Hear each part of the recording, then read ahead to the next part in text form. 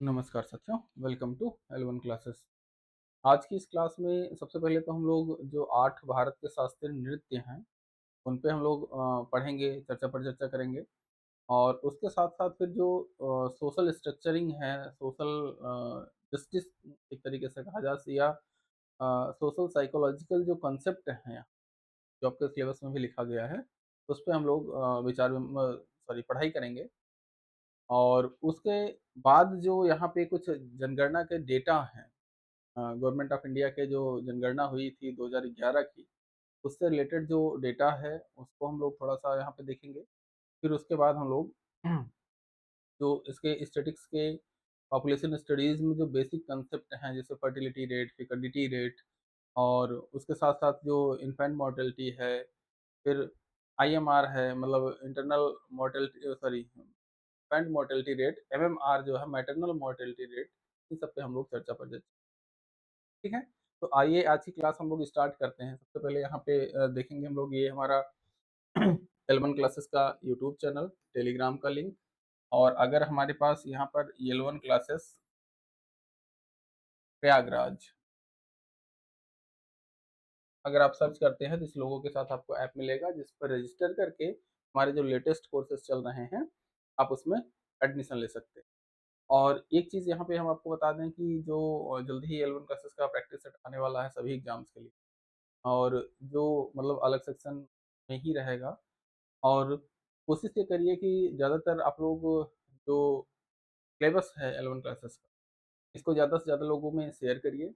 और test series के बारे में लोगों को बताइए, जिससे मतलब थोड़ा-सा अपना भी बेनिफिट हो सके। कोचिंग का भी मतलब एक संस्था एज़ अ रन कर रही है, तो उसका भी थोड़ा-सा प्रभाव लोगों पे अगर अच्छी एजुकेशन लोगों को मिले तो ये बेस्ट होगा। क्योंकि इस डिजिटाइज़ेशन के ज़माने में देखेंगे तो बहुत ही मुश्किल हो रहा है कि अच्छी एजुकेशन और अच्छे संस्कारों का मिलना, ठीक है? तो क्योंकि पिछली क्लास में हम लोग चर्चा पर चर्चा कर चुके हैं कि सोशल जो प्रभाव है, सामाजिक परिवर्तन जो हमारे पास सोशल चेंजेज़ होते हैं, उस पर डिजिटाइज़ेशन का कैसा प्रभाव पड़ता है, आप लोग पढ़ चुके हैं। और उसपे फिर पॉज़िटिव नेगेटिव बातें भी हो चुकी थी, जितना यहाँ पे क्लास के लिए इम्पोर्टेंट था। बाकी आप लोग चर्चा पर चर्चा के माध्यम से चाय पे चर्चा करते रहिए कि इसमें समाज में ये होना चाहिए या नहीं होना, बाकी वो देखते रहिए। लेकिन यहाँ पे जो अब हमारे पास यहाँ पे जो सोशल जो हमारे पास एक कांसेप्ट है, सोशल साइकोलॉजिकल कांसेप्ट है, हम लोग उस पे आज की क्लास में चर्चा पर चर्चा करने वाले हैं। ठीक है? तो यहाँ पर जो आज हम लोग पढ़ेंगे ये है social psychological concept and its relevance to population studies. फिर communication concept, process and its relevance in context of population studies. फिर उसके बाद अगली क्लास से हम लोग population trend, global variation in population size, growth, history of population in India. फिर उसके बाद करंट जो पॉपुलेशन सिनेरियो है, ये यहाँ पे थोड़ा-सा हम इसको यहाँ की क्लास में मतलब स्टैटिक वाली क्लास में नहीं पढ़ेंगे। जब जून 2025 का जो दिसंबर 2025 का जब हम करंट अफेयर लेके आएँगे, तो उस केस में मतलब जब एग्ज़ाम के आपके 1 महीना पहले आपको करंट अफेयर सारे मिलने शुरू हो जाएँगे। और उन क्लासेस के माध्यम से, उन क्लासेस में हम लोग अ, सारे करंट अफेयर्स जितने भी रिपोर्ट्स आई रहेंगी, चाहे वो एसआरएस बुलेटिन हो, वन रिपोर्ट हो, यूनाइटेड नेशन की पॉपुलेशन रिपोर्ट हो, फिर वर्ल्ड बैंक के जो रिपोर्ट्स आती हैं कुछ पॉपुलेशन को लेके, फिर डब्ल्यूएचओ की जो रिपोर्ट्स हैं, फिर भारत सरकार जो अलग-अलग रिपोर्ट्स, जैसे नीति आयोग की रिपोर्ट, वन रिपोर्ट, फिर उसके साथ-साथ जो एनएफएचएस के डेटा हैं, इन सब पर हम लोग मतलब अच्छे से पढ़ेंगे कि यहाँ पे इन चीज़ों से रिलेटेड बहुत ही क्वेश्चन पूछा जाता है आपसे। लगातार कंटिन्यूएशन में बहुत से क्वेश्चन पूछे गए हैं, ठीक है? तो आइए अब हम लोग यहाँ पे शुरुआत करते हैं। जो हमारा भारत के शास्त्रीय नृत्य हैं, शास्त्रीय नृत्य का मतलब ये होता है कि जो बहुत ही पुराने एक तरीके के जो क्लासिकल डांस हैं, जो एक तरीके से मतलब ये कहा जाए कि पीढ़ियों दर पीढ़ियों चले आ रहे हैं। और उनको भारत सरकार का जो संस्कृति मंत्रालय है जिनको मान्यता देता है। डांस तो बहुत से हैं और बहुत से मतलब अ, कई 100 साल पुराने डांसेस हैं। लेकिन जिनको भारत सरकार मान्यता देती है, भारत सरकार का संस्कृति मंत्रालय जिनको मान्यता देता है, उनको हम कहते हैं ये हमारे शास्त्रीय नृत्य, ठीक है? तो यहाँ पर देखेंगे भारत के जो शास्त्रीय नृत्य हैं मतलब क्लासिकल डांस जो होते हैं भारत में वो कैसे, तो भारत की समृद्धि भारत की समृद्ध सांस्कृतिक विरासत में शास्त्रीय नृत्य महत्वपूर्ण भूमिका निभाते हैं। ठीक है? ये नृत्य भरत मुनि के नाट्य शास्त्र, ये चीज इंपॉर्टेंट है, भरत मुनि के नाट्य शास्त्र और प्राचीन ग्रंथों के नियम के आधार पर विकसित हुए हैं। भारतीय संस्कृति मंत्रालय ने 8 प्रमुख नृत्य मान्यता प्राप्त किए। यहाँ पे सेव होना चाहिए था। ठीक है? भारतीय संस्कृति मंत्रालय से 8 प्रमुख भारतीय नृत्य जो है वो मान्यता प्राप्त कर चुके हैं। ठीक है? मतलब ये कहने का कि भारत में जो शास्त्रीय नृत्य हैं, की मान्यता भारत सरकार का संस्कृति मंत्रालय देता है। ये चीज़ ध्यान में रखिएगा, ये अभी पूछा तो नहीं गया है, हमारी नज़र में अभी आया नहीं, कहीं हो सकता है पूछा गया हो किसी एग्ज़ाम में, लेकिन ये पूछ सकता है ज़रूर। क्योंकि जब भी जैसे मतलब कुछ त्योहार होते हैं, जैसे ही सितंबर-अक्टूबर का महीना आता है हर साल, तो उसमें बहुत से त्योहार शुरू हो जाते हैं, पोंगल हुआ, फिर केरल वगैरह में जो पोंगल सबसे ज़्यादा मनाया जाता है। इधर देखेंगे तो 14 जनवरी के दिन तो खिचड़ी का त्योहार मनाया जाता है उत्तर भारत में, या एक तरीके से कहा जाए कि जो हमारा अ, मकर संक्रांति का त्योहार होता है, उसी के आस-पास उनके यहाँ पोंगल मनाया जाता है। फिर इधर का देखेंगे तो उसकी हम लोग पिछली क्लासेस में कुछ चर्चा भी कर चुके हैं। ज्योग्राफी और धर्म कैसे परिवर्तित होते हैं, ज्योग्राफी के अनुसार कैसे धर्म कोरिलेट होता है, हमारा रहन-सहन कोरिलेट होता है, खान-पान किस तरीके से एक-दूसरे से कोरिलेट होते हैं, उन सब की चर्चा हम लोग पिछली क्लासेस में कर चुके हैं। तो यहाँ पर हमारे कहने का ये आशय है कि भारत सरकार जो संस्कृति मंत्रालय ने जो प्रमुख नृत्य शास्त्रीय नृत्य के रूप में मान्यता दी हुई है, मान्यता दिए हुए हैं, उनको हम लोग यहाँ पे पढ़ने जाएँगे। ठीक है? तो यहाँ पर देख रहे हैं कि यहाँ पे भारत के जो 8 शास्त्रीय नृत्य हैं, इनमें सबसे पहला है भरत मुनि का सॉरी भरतनाट्यम। भरत मुनि के नाट्य शास्त्र पर आधारित जो पहला नृत्य है, वो है हमारा भरतनाट्यम। ठीक है? भरतनाट्यम मेनली तमिलनाडु में ये मनाया जाता है और फिर इसके बाद यहाँ पे यह सबसे प्राचीन नृत्य माना जाता है। ध्यान में रखिएगा कि अभी तमिलनाडु 3 लैंग्वेज की जो पॉलिसी है गवर्नमेंट ऑफ इंडिया की, एजुकेशन पॉलिसी, एजुकेशन में 3 लैंग्वेज का जो मतलब एक कांसेप्ट है जिसमें हिंदी, इंग्लिश अनिवार्य रहेगी और तीसरी लैंग्वेज कोई भी रीजनल लैंग्वेज हो सकती है। तमिलनाडु उसका सबसे ज़्यादा विरोध करता है। तो इसलिए तमिलनाडु स्टेट उसमें चर्चा में रहेगा। तमिलनाडु का विरोध करने का कारण भी है, क्योंकि उनका ये मानना है कि जितनी हमारी तमिल संस्कृति पुरानी है, उनका जो तमिल जो लिपि है, उनके जो रहन-सहन है, संस्कृति है, जितनी पुरानी वो है, उतनी ही पुरानी भारत में जो है ये रामायण महाभारत की मान, ठीक है? मतलब एक तरीके से लैंग्वेज कहा जाए, जो संस्कृत लैंग्वेज है भारत में और तमिल लैंग्वेज है, वो लगभग इक्विवेलेंट है, लगभग उतनी ही पुरानी है जितनी पुरानी यहाँ पे मतलब सबसे प्राचीन भाषाओं में अगर बोला जाए, तो संस्कृत और तमिल आती है भारत में। तो इसलिए तमिलनाडु का विरोध ज़्यादा रहता है वहाँ पे कि हमारा जो कल्चर है, जो हमारा एंशिएंट कल्चर है, जो हज़ारों लाखों साल पुराना हमारा कल्चर है, उसको गायब किया।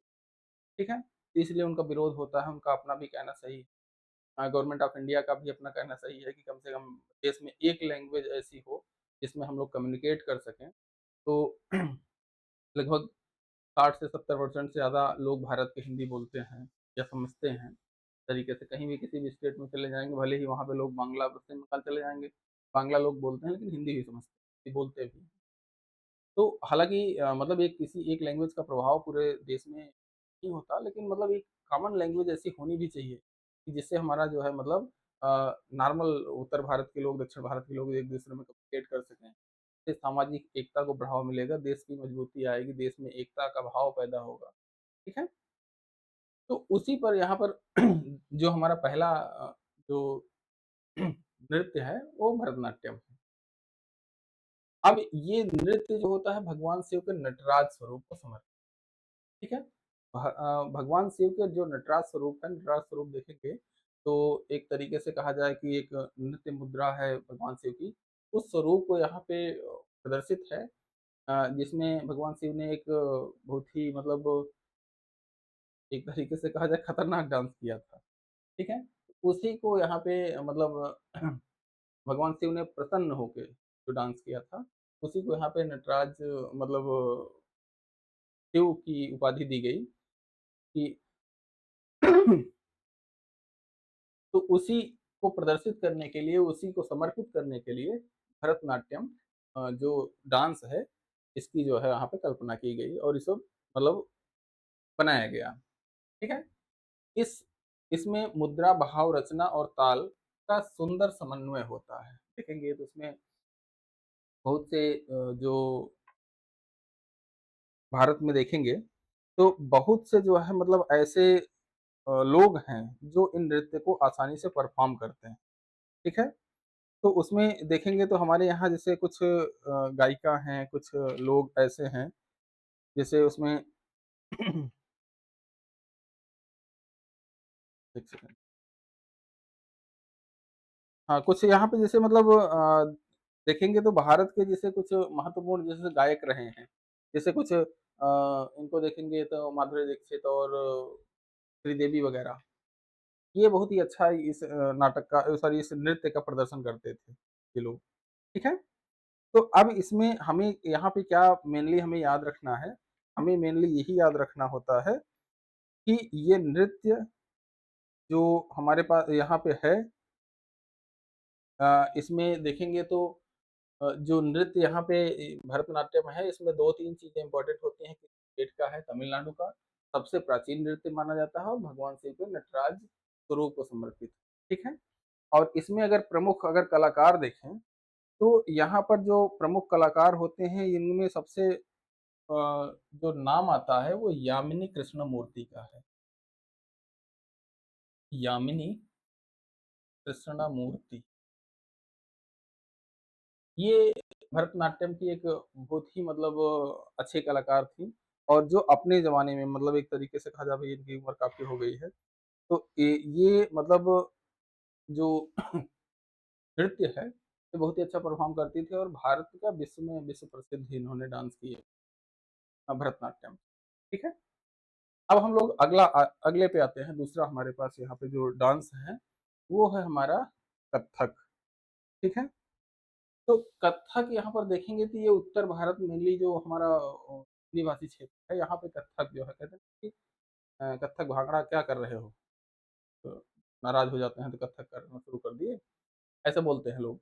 तो वहाँ पर ये क्या है कि कथक जो उत्तर भारत है हमारा, यहाँ पर जो है मेनली मनाया जाता है और यह नृत्य कथाओं को प्रस्तुत करने के लिए शुरू किया गया था। जैसे रामायण महाभारत की कोई थीम उठा लेंगे, फिर उस पर डांस के माध्यम से बताएँगे, उस कहानी को एक्सप्लेन करते हैं डांस के माध्यम। ठीक है? अब यहाँ पे इसमें क्या है, इसमें घूमने, इस पे पैरों की गति जो प्रमुख होते हैं, हिंदू और मुगल संस्कृति का ये मिश्रण माना जाता है। ठीक है? कथक जो है ये हिंदू और अ, मुगल संस्कृतियों का ये मिश्रण माना जाता है। अब इसमें अगर देखेंगे, जैसे जो प्रमुख कलाकार होते हैं, एक कलाकार थे बिरजू महाराज, बिरजू महाराज। ठीक है?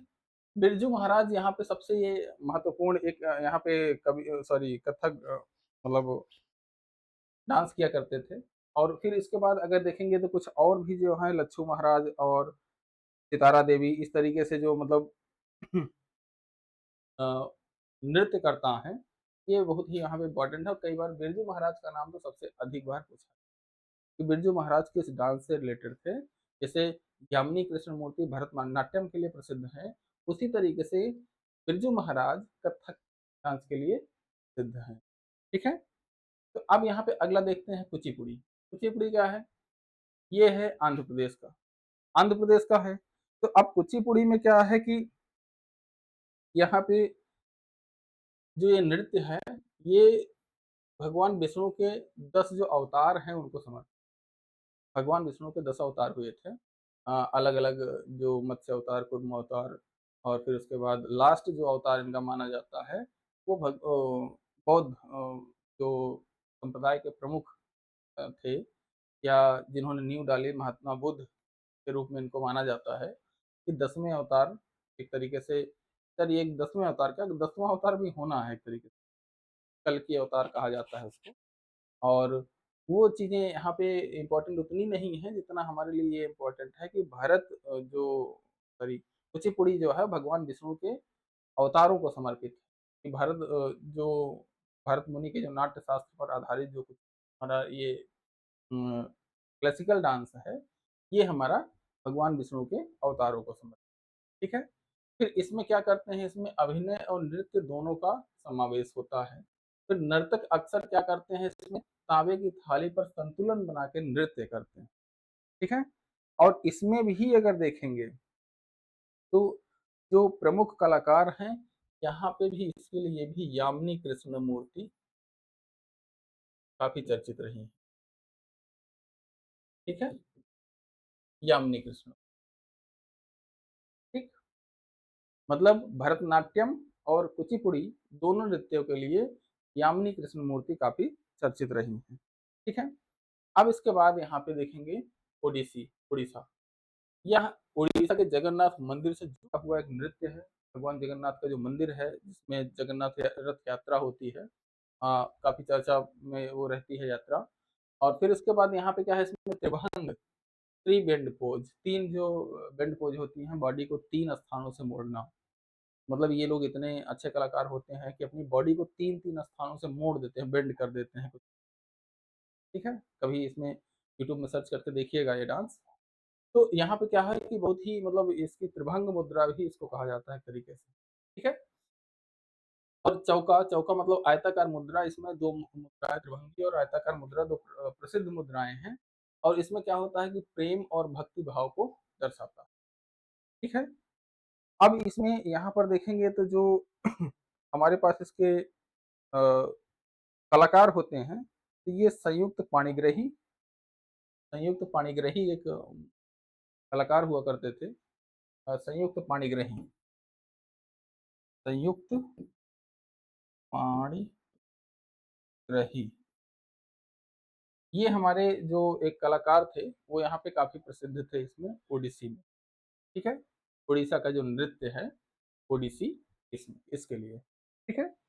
अब इसके बाद हम लोग आते हैं, अगला जो हमारा नृत्य है मणिपुरी। मणिपुरी क्या है? मणिपुर में मनाया जाने वाला नृत्य है, और यह नृत्य रासलीला और भगवान कृष्ण की लीलाओं पर आधारित है, ठीक है?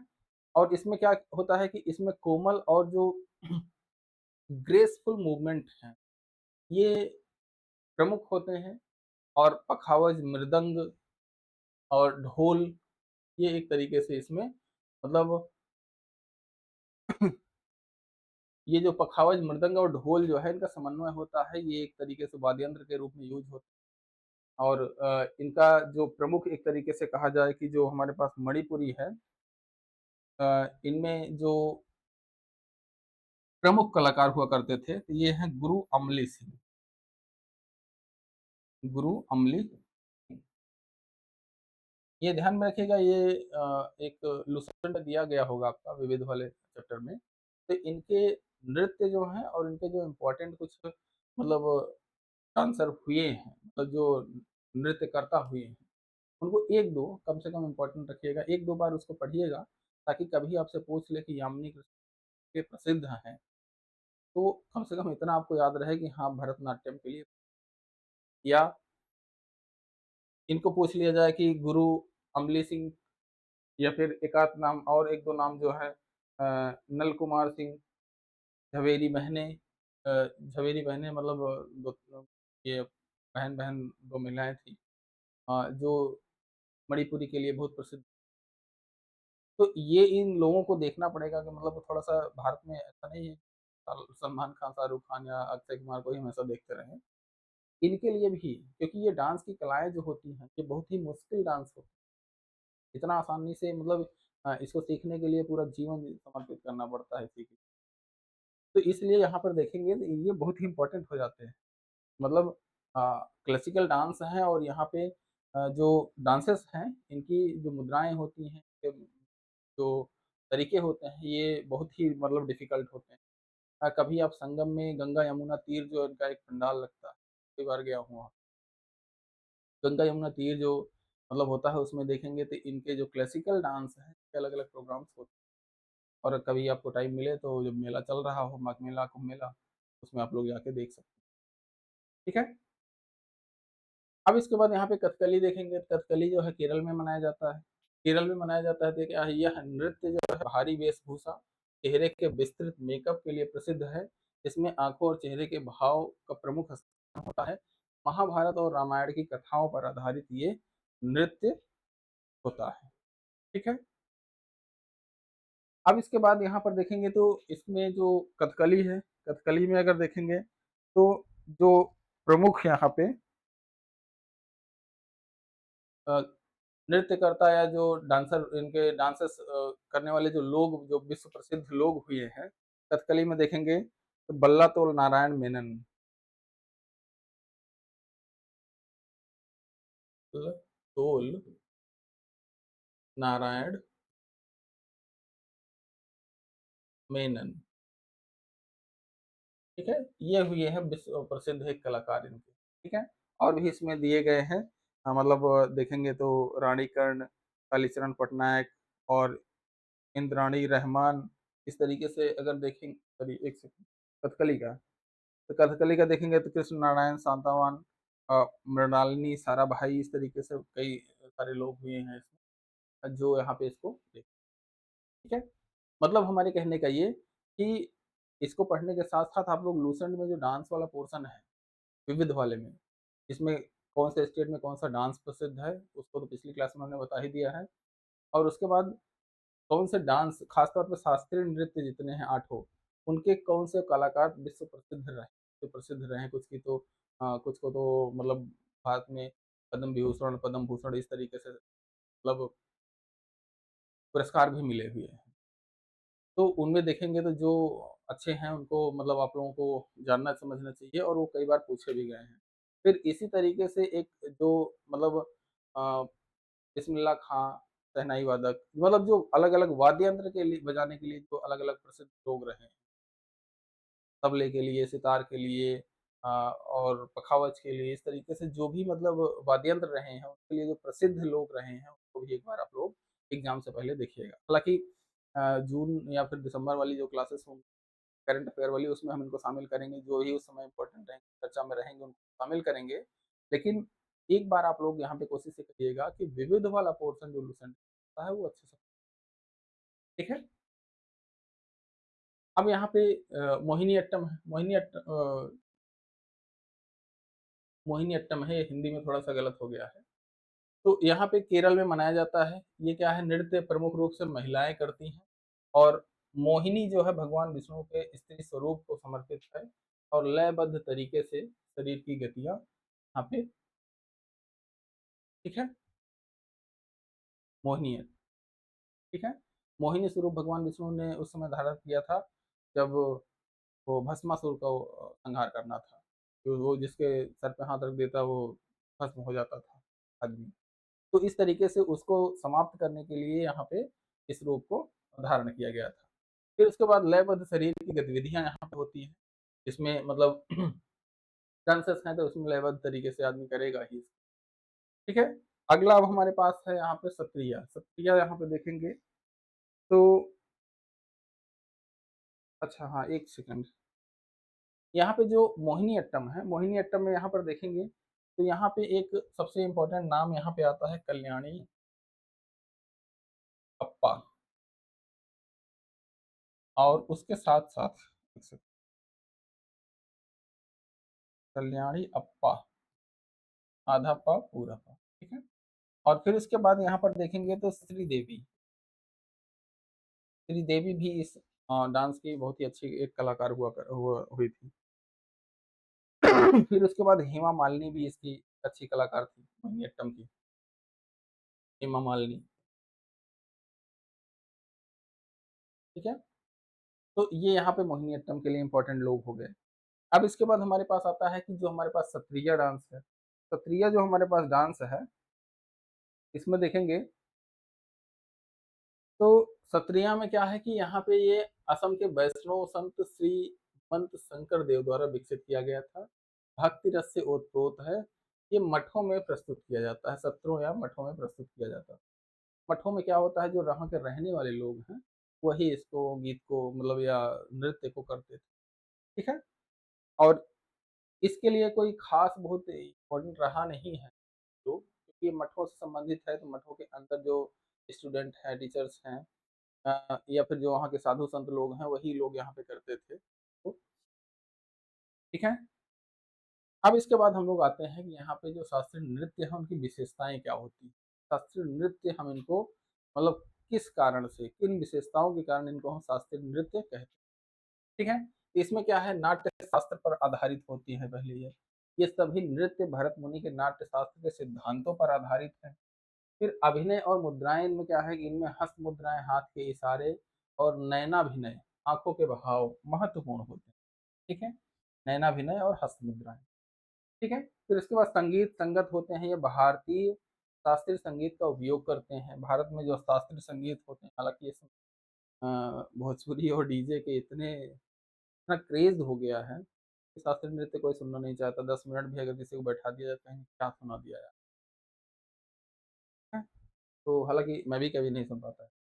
को गलत बात नहीं क्योंकि ये एक्चुअली क्या है कि ये सामाजिक जो परिवर्तन होते हैं, एक समय देखेंगे 90s के ज़माने में कुमार सानू और इन सब के बहुत चलते थे। आज देखेंगे तो हनी सिंह चल रहे हैं।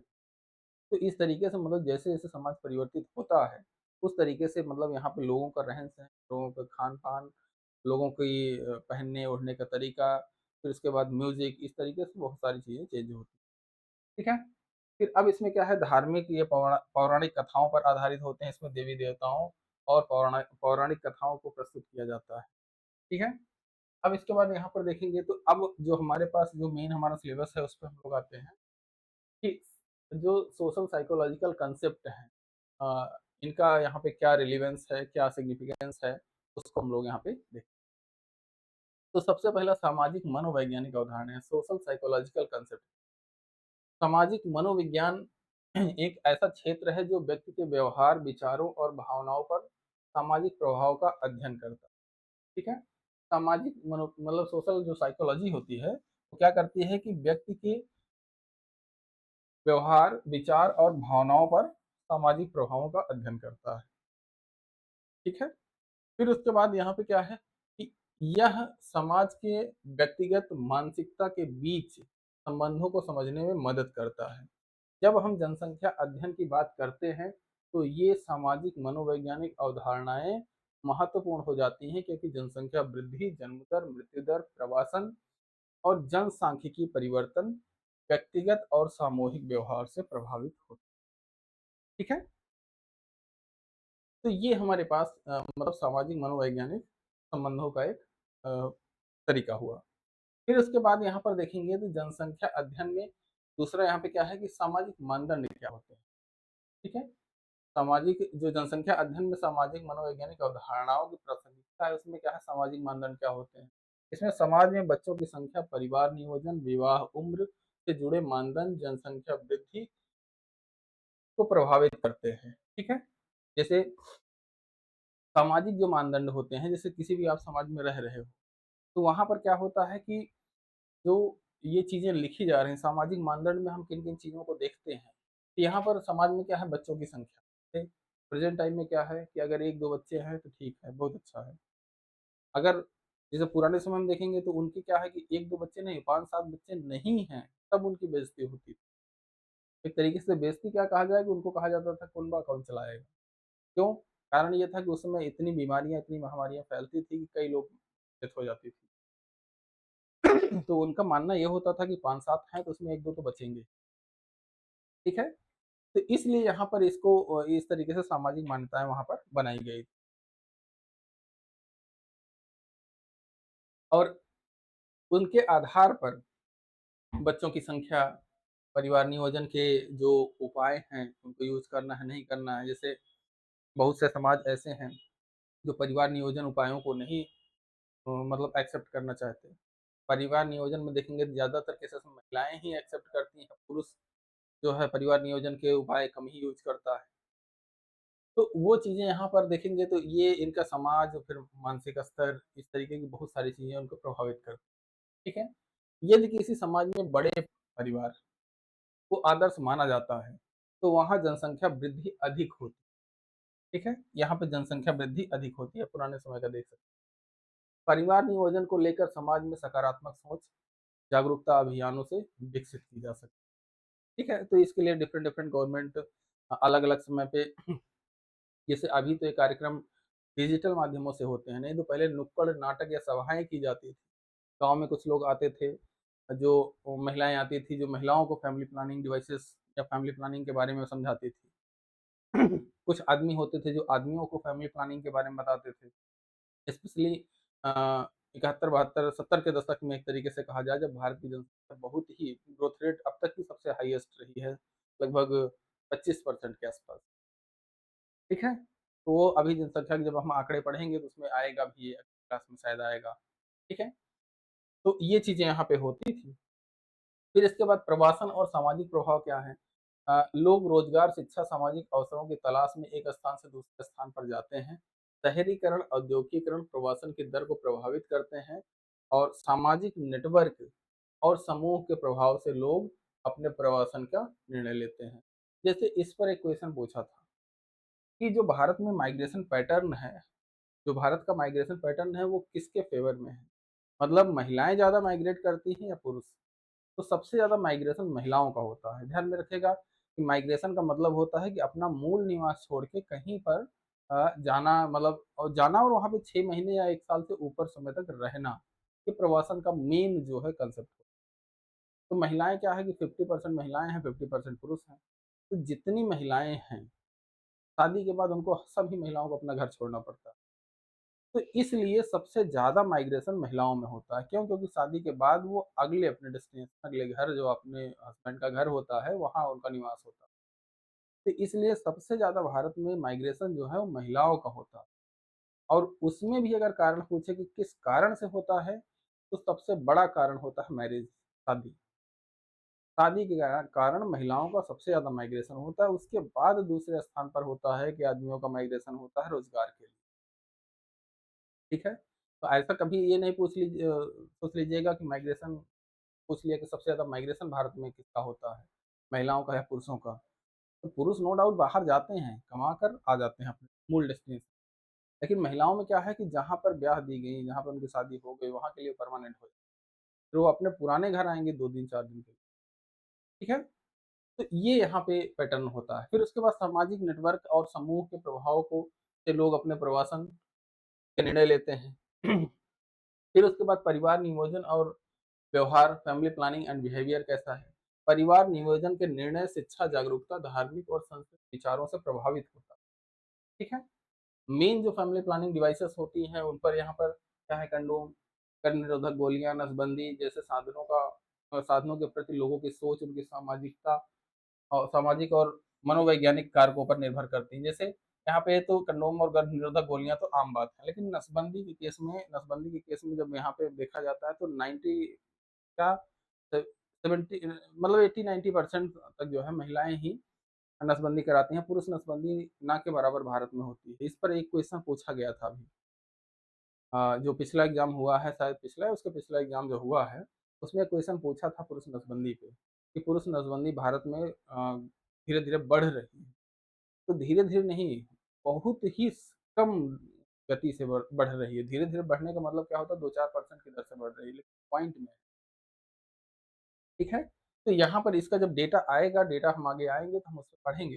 लेकिन यहाँ पर जो हमारे पास मेन यहाँ पे मानसिकता वाली बात होती है, तो वो नसबंदी, जब फैमिली प्लानिंग में अगर नसबंदी की बात आती है, तो वो ज़्यादातर केस में महिलाओं को ही करानी चाहिए। पुरुष नसबंदी ना के बराबर ही कराते हैं, ठीक है? उसके अलग-अलग मानसिकता है, क्या नहीं है, आप लोग वो कैमरे पे हम नहीं डिस्कस कर सकते। ऑफलाइन क्लास होती तो फिर एक और लेक्चर बढ़िया सा दिया जा सकता। क्योंकि ऑनलाइन में क्या है कि सारी चीज़ें रिकॉर्डेड होती हैं, तो फिर टीचर मजबूर होता है थोड़ा-सा कुछ चीज़ें ना बोलने के लिए, ठीक है? तो यहाँ पे सरकारी योजनाएँ, बाकी आप लोग समझदार हो, समझते रहो। अ, सरकारी योजनाएँ और प्रचार सामग्रियों का यहाँ पे प्रभाव होता है, समाज के दृष्टिकोण से बदला जा सकता है, इसका बदलाव जो भी होते हैं। फिर जनसंख्या नीति और जनमानस, population policy and public perception.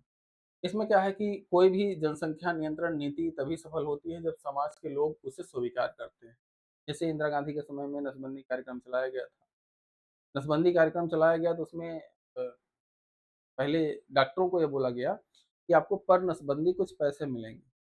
तो डॉक्टर जितने भी हॉस्पिटल में लोग आ रहे हैं, सबकी नसबंदी कर देते थे, उनको पैसा चाहिए।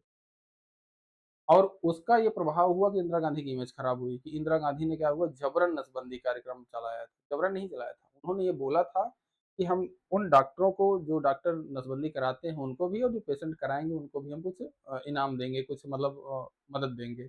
अभी भी जैसे आप नसबंदी कराने जाइए तो आपको 2 ढाई हज़ार 3 हज़ार रुपये मिलता है, तो उस नसबंदी पे 2 ढाई 3 हज़ार ऐसे कुछ वो मिलता है, वो पैसा मिलता है, अभी भी मिलता है। लेकिन वहाँ पर क्या था कि गवर्नमेंट ने ये पेशेंट को मिलता है, पेशेंट अगर कराने जाता है तो डॉक्टर को कुछ नहीं मिलता। उस समय क्या था कि ये पैसा डॉक्टरों को मिलता था। अगर अभी भी कह दिया जाए कि डॉक्टरों को कि भैया आप जितना नसबंदी करोगे उतना आपको 2500 रुपए मिलेगा, अभी भी वही स्थिति हो जाए। डॉक्टर आप जाओगे बुखार लेने, पता लगा नसबंदी करके भेज दिया आपको घर। तो ये चीज़ें पुरुष नसबंदी में क्या है, कोई चीरा-टाका लगता नहीं है, तो इसलिए पुरुष नसबंदी आसान होती है। इसलिए उस केस में क्या है कि वो अभी भी वही कर सकते हैं। तो यहाँ पर जो मानसिकता होती है, जो समाज में एक्सेप्टेंस है, वो कम था उस समय, में जागरूकता कम थी। हालाँकि अब फैमिली प्लानिंग डिवाइसेज़ का काफ़ी यूज़ हो रहा है। भारत की जनसंख्या वृद्धि दर लगातार घटती जा रही है। 1971 के बाद देखेंगे तो जनसंख्या वृद्धि दर धीरे-धीरे घटती जा रही है। अभी उस समय 25% हुआ करती थी, अभी साढ़े 17% 2011 की जनगणना में थी। अभी देखेंगे लेटेस्ट डेटा तो जो अनुमान है वो लगभग ये 15% के आस-पास है, उससे नीचे है। टीएफआर भारत का 2.1 के आस-पास पहुँच चुका है। तो यहाँ पर ये चीज़ें मतलब देखेंगे तो मतलब जो मानसिकता है उसमें काफ़ी बदलाव आए हुए हैं। लेकिन उसके साथ-साथ यहाँ पे मतलब उन चीज़ों को कोई भी पॉलिसी भारत में तब तक या किसी भी देश में तब तक सफल नहीं होगी जब तक उसको लोग नहीं एक्सेप्ट। जैसे भारत के प्रधानमंत्री भारत में स्वच्छ भारत मिशन लॉन्च किए। स्वच्छता के लिए तो नो डाउट बहुत ही अच्छी बात है। लेकिन अभी भी देखेंगे बहुत सारे लोग पान खा के पूरा एक ऐसे लाइन बना देते हैं। बस में बैठे हैं और खास तौर पे टोल प्लाज़ा या पुल वगैरह की दीवालों पे देखिए या सरकारी जो बिल्डिंग्स हैं, उनमें देखेंगे तो उनका कोना एकदम लाल हुआ पड़ा है। तो अब उसमें हर जगह हाँ, मतलब भारत के प्रधानमंत्री तो पहुँच के झाड़ू लगाएँगे नहीं। ये कुछ लोगों के भी मतलब मानसिकता होती है कि लोगों को भी जो है जागरूक होना, ठीक है? तो इस तरीके से मतलब वहाँ पे चीज़ें देखी जाती हैं। अब इसके बाद यहाँ पर देखेंगे तो यहाँ पे जनमानस में जो परसेप्शन है उसको अगला देखेंगे सरकार और गैर सरकारी संगठन जो होते हैं द्वारा किए गए जागरूकता अभियानों में लोगों की मानसिकता को प्रभावित करता है। यदि कोई नीति लोगों की संस्कृति और धार्मिक भावनाओं को ठेस पहुँचाती है तो उसका विरोध भी होता है यहाँ पे, ठीक है? तो ये चीज़ें हुई जनसंख्या और जनमानस की स्थिति क्या है भारत में। अब इसके बाद यहाँ पर देखेंगे तो जो संचार की अवधारणाएँ हैं, संचार की अवधारणा, प्रक्रिया और जनमानस अध्ययन में इनकी क्या भूमिका रही है, ठीक है? तो अब इसके बाद यहाँ पर देखेंगे संचार की अवधारणा में कंसेप्ट ऑफ कम्युनिकेशन में संचार वह प्रक्रिया है जिसके द्वारा सूचनाएँ, विचार और भावनाएँ एक व्यक्ति से दूसरे व्यक्ति तक पहुँचती हैं। यह मौखिक, लिखित, दृश्य और इलेक्ट्रॉनिक माध्यमों से हो सकता है। जनसंख्या अध्ययन में संचार का उपयोग जागरूकता, नीति कार्यान्वयन और जनसंख्या नियंत्रण कार्यक्रमों के लिए किया जाता है, ठीक है? मतलब एक तरीके से कहा जाए कि एडिशन के लिए सॉरी ऐड के लिए या प्रमोशन के लिए इन चीज़ों का हम लोग प्रयोग करते हैं। फिर उसके बाद यहाँ पे संचार प्रक्रियाएँ क्या हैं? इसमें संचार प्रक्रिया में क्या है जनसंख्या जागरूकता अभियानों में संचार। इसमें क्या होता है कि परिवार नियोजन, जनसंख्या नियंत्रण, स्वास्थ्य संबंधी जागरूकता के लिए जनसंचार का उपयोग किया जाता है। फिर radio, television, social media, poster और विज्ञापन लोगों तक जानकारी पहुँचाने के प्रमुख साधन हैं, ठीक है? प्रभावी संचार से मिथकों और भ्रांतियों को दूर किया जा सकता है, ठीक है? तो जैसे भारत में देखेंगे तो बहुत से जो मतलब पुराने समय में जब टीवी वगैरह में अभी भी बहुत से मतलब जो फैमिली प्लानिंग डिवाइसेज़ हैं, उनका बहुत ही प्रचार किया गया गवर्नमेंट ऑफ इंडिया के द्वारा। तो वो अब देखेंगे धीरे-धीरे जनसंख्या उसका उसका प्रभाव ये रहा कि भारत की जनसंख्या वृद्धि दर धीरे-धीरे घटने लगी है, ठीक है? अब इसके बाद यहाँ पे हम लोग आते हैं, आगे हम लोग यहाँ पे आते हैं तो 1 सेकंड, नीति निर्माण और संचार में क्या है? पॉलिसी फॉर्मुलेशन एंड कम्युनिकेशन में क्या है? तो किसी भी जनसंख्या नीति के सफल कार्यान्वयन के लिए सही संचार रणनीति आवश्यक है। सरकार को नीतियों और योजनाओं को स्पष्ट रूप से लोगों तक पहुँचाना चाहिए। फिर संचार की द्विदिशात्मक टू वे कम्युनिकेशन ज़रूरी है ताकि जनता प्रक्रिया को समझा जा सके, जनता की जो प्रतिक्रिया है उसको समझा जा सके। ठीक है? जैसे मान लीजिए कि डीएम साहब आए किसी देश में, सॉरी किसी गाँव में, जैसे कहानी भी है उसपे। एक डीएम साहब आए गाँव में कि बोलने लगे कि आप लोगों को जनसंख्या नियंत्रण पे ये करना चाहिए, वो करना चाहिए, क्या करना चाहिए। तो उनसे किसी ने पूछ लिया कि डीएम साहब पहले ये बताओ कि आप इस पे अमल करते हो या नहीं? डीएम साहब पता लगा खुद ही कहना कि हम इस पे अमल नहीं करते। जैसे गांधी जी का एक बड़ा अच्छा वो था, कहानी थी, क्या कि आप बीती थी। गांधी जी को के पास कोई महिला अपने बच्चे को लेके आती है और गांधी जी से कहती है कि बताती है गांधी जी को कि हमारा बच्चा गुड़ बहुत खाता है। आप इसको एक बार कह देंगे तो ये मान जाएगा और नहीं खाएगा गुड़। तो गांधी जी कहे कि 1 हफ्ते बाद आना। 1 हफ्ते बाद जो है महिला फिर से गई गांधी जी के पास। तो गांधी जी ने उस बच्चे को प्यार से समझाया और कहा कि बेटा गुड़ खाना अच्छी बात नहीं है, इससे दाँत खराब हो जाएँगे और तामझाम बताया उन्होंने। तो उसके बाद वो महिला उनसे पूछी कि आप ये 1 हफ्ता पहले भी तो ये बात कह सकते थे। तो गांधी जी ने वहाँ पे रिप्लाई किया कि 1 हफ्ता पहले जब तुम मेरे पास आई थी, तो उस समय मैं भी गुड़ बहुत खाता था।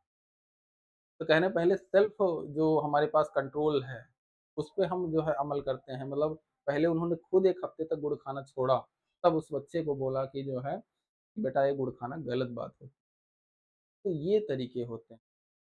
मतलब एक तरीके से समाज में जो लोग हैं ना, इसमें पहले के ज़माने में लोगों को जो दिखाया जाता है वही है।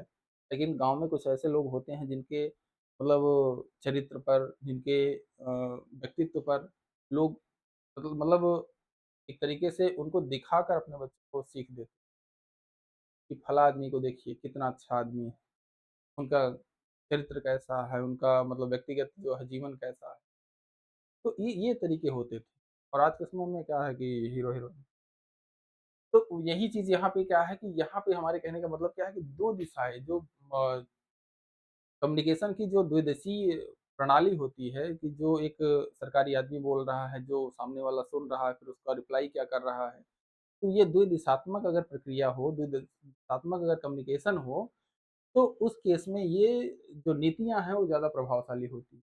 कि उसमें कुछ कमियाँ जो हैं वो आदमी बोलेगा, सामने वाली प्रक्रिया जो देगा तो उसमें कुछ कमियाँ ही बताएगा कि या उसके दिमाग में जो कन्फ्यूज़न है वो पूछेगा। जैसे एक टीचर स्टूडेंट के बीच में अगर द्विदिशात्मक कम्युनिकेशन ना हो, तो अब उसमें फिर मुश्किल हो जाती है। जैसे ऑफ़लाइन क्लास में सबसे अच्छी बात ये होती है कि जो चीज़ हम पढ़ा रहे हैं, वहाँ पर किसी स्टूडेंट को नहीं समझ में आया, तुरंत उसने पूछा, टीचर ने उसका रिप्लाई किया और उसको अच्छे से समझ में आ गया, उसने अच्छा स्कोर किया एग्ज़ाम में। ऑनलाइन एजुकेशन में क्या है कि हम क्या पढ़ा रहे हैं, आपको कितना समझ में आ रहा है, ये हमको नहीं। हाँ, ये ज़रूर हम कहते हैं कि मतलब आपको कुछ नहीं समझ में आ रहा तो हमारे नंबर पे डायरेक्टली हमसे कॉल करके बात कर लीजिए, हम बताएँगे सारी चीज़ें या इलाहाबाद में आके मिल सकते हैं। तो ये चीज़ें मतलब ये हम कह रहे हैं, लेकिन आप ऑफ़लाइन में क्या है कि जैसे आपके दिमाग में जो अभी के समय, अभी क्लास देखते समय जो क्वेश्चन उठ रहा है, उसको डायरेक्टली आप हमसे नहीं पूछ पाए कि हाँ, ये हो सकता है कि आप फ़ोन करके तुरंत पूछ सकते हैं, लेकिन मतलब क्या है कि जो वहाँ पे दिमाग में चल रहा है वो आपका ही फिर एक कन्फ्यूज़न दूर होगा। हो सकता है किसी और बच्चे के दिमाग में क्वेश्चन ना चल रहा हो, आपका क्वेश्चन बहुत ही अच्छा है, तो वो सबके लिए ऑफ़लाइन क्लास में सबके लिए हो जाता है और वहीं वहाँ पे बेस्ट एजुकेशन का तरीका भी रहता है। ठीक है? अब यहाँ पे देखते हैं डिजिटल मीडिया और जनसंख्या नियंत्रण। डिजिटल मीडिया में क्या है कि सोशल मीडिया जैसे फ़ेसबुक, ट्विटर, इंस्टाग्राम आदि जनसंख्या नियंत्रण संदेशों को प्रोत्साहित करने के लिए प्रभावी प्लेटफ़ॉर्म बन चुके हैं। डिजिटल मीडिया के माध्यम से युवा पीढ़ी तक परिवार नियोजन की सही जानकारी पहुँचाई जा सकती है। सरकारी और गैर सरकारी संगठन जो है मोबाइल ऐप और वेबसाइट के माध्यम से जानकारियों को प्रसारित करते हैं। ठीक है? तो ये रही आज की क्लास यहाँ पे। ठीक है? ये यहाँ पे जो आज की क्लास है इसमें मतलब हम लोग सोशल जो कम्युनिकेशन है एक तरीके से सोशल साइकोलॉजिकल कम्युनिकेशन है, स्पेशली गवर्नमेंट ऑफ इंडिया की जो पॉलिसीज़ होती हैं और उनके जो कुछ परिवार नियोजन की सामग्री जो फिर इस तरीके से चीज़ें होती हैं, उन पे हम लोग यहाँ पे पढ़े हैं। अगली क्लास में हम लोग थोड़ी-सी जनसंख्या को इन्वॉल्व करेंगे कि भारत में जनसंख्या का इतिहास कैसा रहा है और भारत में जो पॉपुलेशन का ट्रेंड है किस तरीके से है, स्पेशली 1600 के आस-पास से हम लोग देखेंगे क्योंकि उससे पहले का पूछता नहीं, उसके पहले का बहुत रिकॉर्ड भी अवेलेबल नहीं है। तो वहाँ पे हम लोग थोड़ी बहुत चीज़ें देखेंगे। फिर उसके साथ-साथ हम लोग कोशिश ये करेंगे कि जनगणना 2011 के आंकड़े यहाँ पे देखें। ठीक है? जनगणना 2011 का आंकड़ा इसलिए महत्वपूर्ण है, 2021 की जनसंख्या जनगणना हुई नहीं। अभी कब होगी इसका भी टाइम निर्धारित नहीं।